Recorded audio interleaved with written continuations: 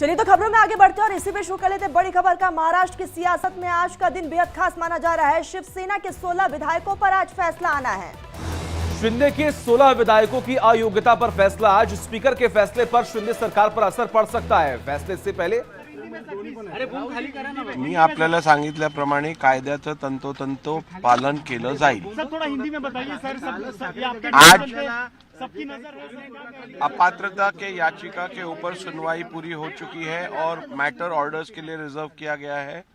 इस मैटर के ऊपर आज निर्णय दिया जाएगा। ये निर्णय संपूर्ण रूप से कानून को में जो प्राविधान है, संविधान में जो प्राविधान है और सर्वोच्च न्यायालय ने जो प्रिंसिपल सेट किए हैं उसके आधार पर ही ये निर्णय लिया जाएगा। बेंचमार्क ये होगा जो निर्णय होगा, किस तरह से क्या लिया जाएगा, कोई पॉलिटिकली मोटिवेटेड 10th शेड्यूल को लेके और पॉलिटिकली मोटिवेटेड होगा कि जिस तरह से लगातार नहीं, 10th शेड्यूल में जो प्रोविजंस है जिनका इंटरप्रिटेशन आज तक कुछ प्रोविजंस का हुआ नहीं है, कोई ऐसे विशेष घटनाएं हुई है जिसका इंटरप्रिटेशन अभी तक किसी केस में हुआ नहीं है, वैसे इंटरप्रिटेशन इस केस में करने की जरूरत थी और इस केस में उस प्रकार से उचित सभी कानून के प्राविधानों का विचार करके उचित निर्णय लिया जाने वाला है, जो निश्चित रूप से एक उदाहरणात्मक निर्णय इस राष्ट्र के लिए 10th शेड्यूल के मामले में रहेगा। संजय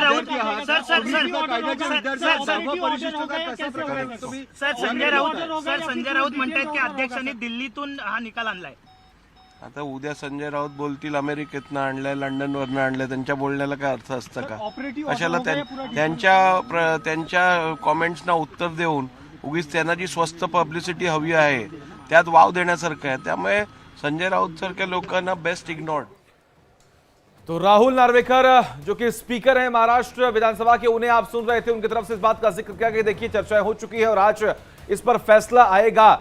ये बड़ी खबर सामने आ रही कि आज शिंदे गुट के 16 विधायकों की अयोग्यता को लेकर फैसला आना है। अब देखना होगा कि आने वाले वक्त में क्या होता है। अगर शिंदे के तमाम विधायक अयोग्य घोषित होते हैं तो शिंदे की कुर्सी जा सकती है।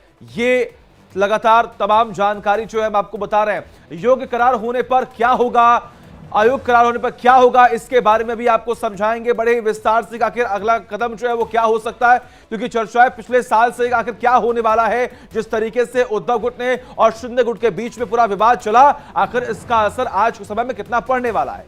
बिल्कुल, तो महाराष्ट्र विधानसभा में कुल विधायक 288 है और बहुमत का आंकड़ा 145 है।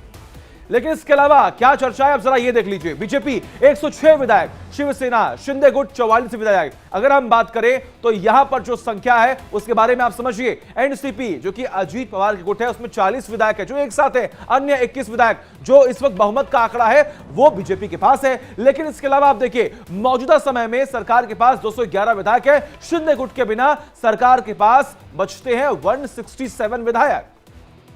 तो आज देखने वाली बात होगी कि क्या होने वाला है और ऐसे में सभी की नजरें फिलहाल इस पर टिकी हुई है। लेकिन यहां पर बहुमत के आंकड़ों की बात कर ली जाए तो बीजेपी के पास 106 विधायक है, तो वही शिवसेना यानी कि शिंदे गुट के पास 44 विधायक है। तो एनसीपी और यानी कि अजीत गुट के पास जो है 40 विधायक है। अन्य की अगर बात कर ली जाए तो 21 विधायक है। तो मौजूदा समय में सरकार के पास टोटल 211 विधायक है। यानी कि अगर शिंदे गुट के विधायक अगर अयोग्य करार किए जाते हैं तो उसके बाद जो बहुमत का आंकड़ा है वो कहीं ना कहीं छूट जाएगा, कम हो जाएगा। सीधे न्यूज रूम का रुख करते हैं जहां पर हमारे साथ हमारे सहयोगी अभितोष बने हुए हैं। अभितोष, जरा समझाएं सिलसिलेवार तरीके से ये सीटों का जो गणित है वो क्या कहता है। देखिए, अभी बहुमत वाली वहां पर सरकार है, लेकिन अगर शिंदे गुट के अगेंस्ट यहां पर फैसला आता है, अगर अयोग्य करार दिए जाते हैं तो उनको तुरंत मुख्यमंत्री पद छोड़ना पड़ेगा। और मुख्यमंत्री पद अगर वो छोड़ते हैं तो अजित पवार गुट, जो अपने साथ करीब 40 विधायक उनके हैं, उनके समर्थन में वो सामने आ सकते हैं और इस तरीके से मुख्यमंत्री का एक चेहरा यहां पर बदल सकता है और महाराष्ट्र की सियासत में एक नया मुख्यमंत्री मिल सकता है। उद्धव गुट के जो भी विधायक यहां पर थे, जो बाकी विधायक थे, उनके अगेंस्ट अगर फैसला आता है करीब, क्योंकि 16 विधायक हैं जिनकी योग्यता और अयोग्यता पर फैसला आने वाला है। उससे पहले एकनाथ शिंदे ने यहां पर एक मीटिंग बुला ली कि अगर वो अयोग्य करार दिए जाते हैं तो जाहिर तौर पर उनको मुख्यमंत्री का पद यहां पर छोड़ना पड़ेगा, क्योंकि 288 कुल सीट है विधानसभा की और 211 के आसपास अभी बहुमत की यहां पर सरकार है। लेकिन अगर ये अयोग्य भी करार दिए जाते हैं और शिंदे गुट के विधायक यहां पर साथ में नहीं रहते जो उनके सपोर्टर्स हैं, तो ये आप मान सकते हैं कि सचिन फिर भी यहां पर बहुमत का आंकड़ा जो रहेगा उससे ज्यादा ही यहां पर विधायक रहेंगे। तो सरकार के मुख्यमंत्री का चेहरा यहां पर जरूर बदल सकता है, लेकिन इसको अगर इस तरीके से देखें कि सरकार अगर गिर जाएगी तो उसके सामने बहुत ज्यादा मुश्किलें नहीं है। लेकिन फैसले पर यहां पर है, संजय राउत का एक बयान भी बहुत ज्यादा अहम है, उसका जवाब यहां पर स्पीकर ने दिया भी था। सचिन, और देखिए इस पूरे मामले को लेकर संजय राउत ने क्या कुछ कहा है, सुनवाते हैं आपको। संविधान के हिसाब से फैसला हो तो ये सरकार गैरकानूनी हो सकती है और सरकार बर्खास्त हो सकती है। फिर भी प्रधानमंत्री महाराष्ट्र में आज आ रहे हैं 2 दिन के बाद, उसका मतलब है प्रधानमंत्री को फैसले के बारे में जानकारी है और मैच फिक्सिंग के बारे में जानकारी है, इसलिए वो आत्मविश्वास है कि मैं आ रहा हूँ और सरकार रहेगी। निर्णय मुझे मालूम है। दूसरी बात, आज फैसला है गैर कानूनी सरकार का और हमारे जो मुख्यमंत्री महोदय है वो दावोस में जा रहे हैं। तो देखा आपने यहां पर जो सीटों का आंकड़ा है वो तो हमने आपको समझा दिया। अगर शिंदे गुट के विधायक अयोग्य करार किए जाते हैं तो उसके बावजूद भी बीजेपी के पास वो आंकड़ा जो है जो बहुमत से ज्यादा है। लेकिन इसके अलावा जो तमाम चर्चाएं हैं कि कहीं ना कहीं शिंदे गुट की हार क्या हो सकती है, क्या उद्धव गुट जीतेगा, सबकी नजरें इसी बात पर टिकी हुई है आज के फैसले पर। तो योग्य करार होने पर क्या होगा? तो महाराष्ट्र में मौजूदा सरकार कायम रहेगी और अजित गुट के लिए यह बड़ी कामयाबी भी है। उद्धव गुट के विधायक अयोग्य माने जाएंगे। तो ये आपको बता दें कि आज नजरें फिलहाल सभी की टिकी हुई है और योग्य करार होने पर क्या कुछ होने वाला है ये भी हमने आपको बताया। और ऐसे में योग्य करार होने पर महाराष्ट्र में मौजूदा सरकार कायम रहेगी।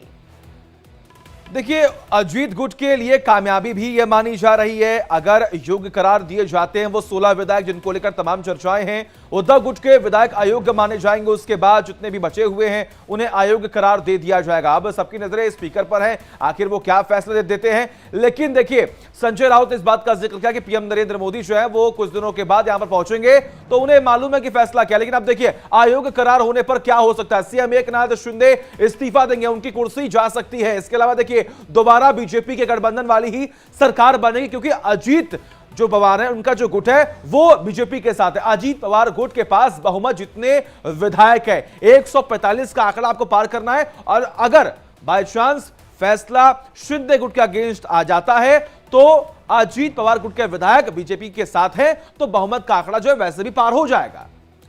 तो दोबारा से बीजेपी के गठबंधन वाली ही सरकार बनी रहेगी, बरकरार रहेगी। और ऐसे में आज स्पीकर का क्या फैसला आता है उस पर फिलहाल नजरें बनी हुई है। तो महाराष्ट्र की सियासत में हलचलें तेज हो चुकी है। अजित पवार गुट के पास बहुमत जितने विधायक है, यानी कि अभी आंकड़ा जो है अजित पवार गुट के पास सबसे ज्यादा है।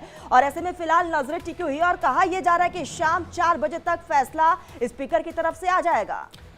और इसलिए संजय राउत का भी कहना है कि देखिए मैच फिक्सिंग जो है वो शाम को 4 बजे होगी। लेकिन देखना होगा आने वाले वक्त में क्या होता है। हालांकि पिछले साल हमने देखा किस तरीके से पूरा सियासी घमासान जो है वो चलता रहा। पहले चुनाव चिन्ह को लेकर तमाम चर्चाएं थी जिसको लेकर जो फैसला आया वो शिंदे गुट